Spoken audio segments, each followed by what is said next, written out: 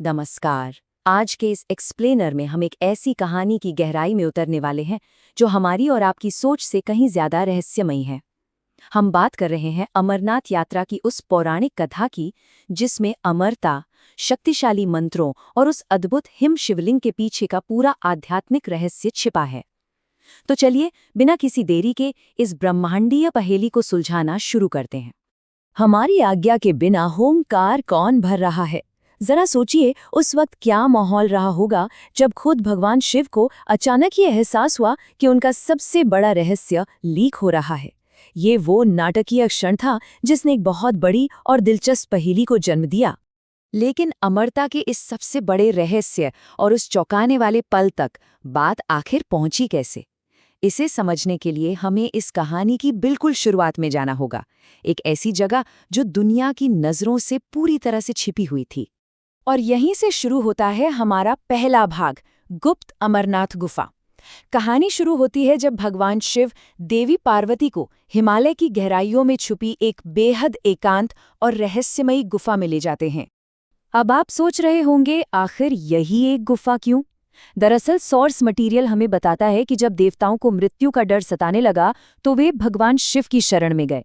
तब शिवजी ने अपने मस्तक पर सजे चंद्रमा को निचोड़ा, जिससे अमृतत्व का अमृत सीधे पृथ्वी पर आ गिरा।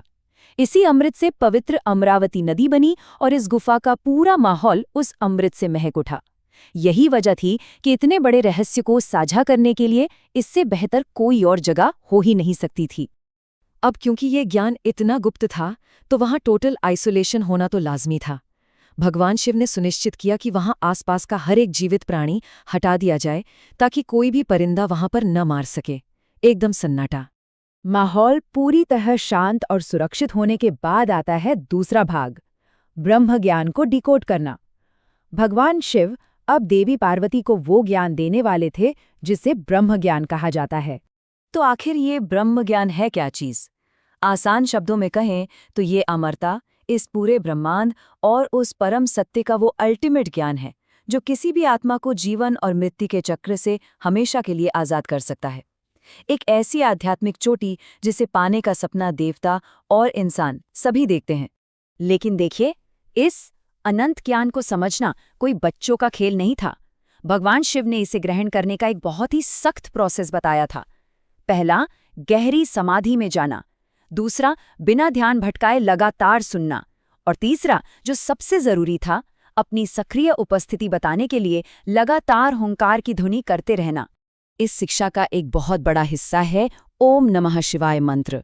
ये पंचाक्षर मंत्र कोई आम शब्द नहीं, बल्कि एक बेहद शक्तिशाली टूल है।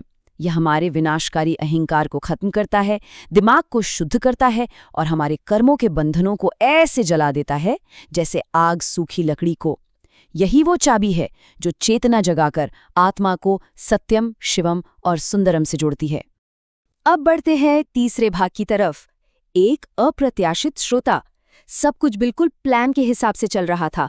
बड़े बड़े दार्शनिक रहस्य बताए जा रहे थे कि तभी कहानी में आता है एक बहुत बड़ा ट्विस्ट। ट्विस्ट ये था कि इस परम रहस्य को छुपकर कोई और भी सुन रहा था। पर कौन? दरअसल जिसे ये ज्ञान मिलना था, यानी देवी पार्वती, वो तो उस तीव्र ऊर्जा को झेल नहीं पाईं और उन्हें नींद आ गई। लेकिन सबसे हैरानी की बात ये थी कि गुफा में वो हुंकार की आवाज अब भी लगातार गूंज रही थी। ये तो सीधे सीधे उस अल्टीमेट सिक्योरिटी में एक बहुत बड़ी चूक थी।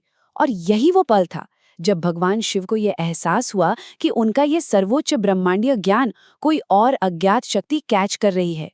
चलिए, अब चौथे भाग पर आते हैं, ऋषि का रूपांतरण। इस छुपकर सुनने वाले की जो सच्चाई थी, वो इस पूरी कथा का सबसे खूबसूरत और हैरान करने वाला हिस्सा है, जो हमें मुक्ति और नियति का एक नया अर्थ समझाता है। हे भोलेनाथ, मैं पापी आपके दंड का ही योग्य हूँ। जब सच्चाई सामने आई तो पता चला कि वो कोई घुसपैठिया नहीं, बल्कि एक श्रापित ऋषि थे जो एक कबूतर के शरीर में कैद थे। वो तो बस शिवजी के डमरू की आवाज सुनकर खिंचे चले आए थे और अनजाने में ही सही ब्रह्म ज्ञान पाकर अपने श्राप से हमेशा के लिए मुक्त हो गए। इसे ही तो शिव लीला या ईश्वरीय खेल कहते हैं, है ना? एक अजीब सी विडंबना देखिए। एक तरफ देवी पार्वती थीं जिन्हें यह ज्ञान दिया जा रहा था, पर वो सो गईं, और दूसरी तरफ एक श्रापित कबूतर जिसने गलती से इसे सुना, अपना श्राप तोड़ा और ज्ञान प्राप्त कर लिया। ये साफ दिखाता है कि आध्यात्मिक मुक्ति हमारी उम्मीदों पर नहीं बल्कि पूरी तरह से ईश्वरीय इच्छा पर काम करती है। भगवान शिव ने भी यही समझाया कि भला इस ब्रह्मांड में महेश्वर की इच्छा के बिना एक पत्ता भी कैसे हिल सकता है। उस ऋषि का उद्धार होना और पार्वती जी का सो जाना ये कोई एक्सीडेंट नहीं था, ये सब कुछ कॉस्मिक कैलेंडर में पहले से तय था। और यही कॉस्मिक घटनाक्रम हमें हमारे 5वें और आखिरी भाग तक ले जाता है, शाश्वत हिम शिवलिंग। इसी घटना के कारण उस जगह का निर्माण हुआ जिसे आज दुनिया के सबसे प्रतिष्ठित तीर्थ स्थलों में गिना जाता है। इस अद्भुत ईश्वरीय खेल से देवी पार्वती इतनी अभिभूत हुईं कि उन्होंने भगवान शिव से एक रिक्वेस्ट कर दी। उन्होंने कहा कि अब जब ये गुफा ज्ञान के इस प्रवाह से एक पवित्र ब्रह्मभूमि बनी चुकी है तो उन्हें अनिश्चित काल तक यहीं निवास करना चाहिए। और तब शुरू होता है वो चमत्कार जिसे हम हिम शिवलिंग कहते हैं। भगवान शिव वहां रुकने को तैयार तो हुए, पर किसी भौतिक रूप में नहीं। वो बर्फ के एक अद्भुत शिवलिंग के रूप में प्रकट हुए जो चंद्रमा की कलाओं के साथ बिल्कुल सिंक होकर काम करता है। अमावस्या को ये विलीन हो जाता है और फिर धीरे धीरे बढ़ते हुए श्रावण पूर्णिमा के दिन अपने पूरे और दिव्य रूप में प्रकट होता है, एकदम जादुई। आज यही वो इकलौता रोंगटे खड़े कर देने वाला चमत्कार है जो अनगिनत तीर्थयात्रियों को अमरनाथ गुफा की ओर खींच लाता है। हर कोई भगवान शिव की उसी ईश्वरीय कृपा की एक झलक पाना चाहता है जिसकी शुरुआत उस गुप्त ब्रह्म ज्ञान से हुई थी। तो अमरनाथ की ये पूरी कथा हमारे पास नियति से जुड़ा एक बहुत ही गहरा सवाल छोड़ जाती है।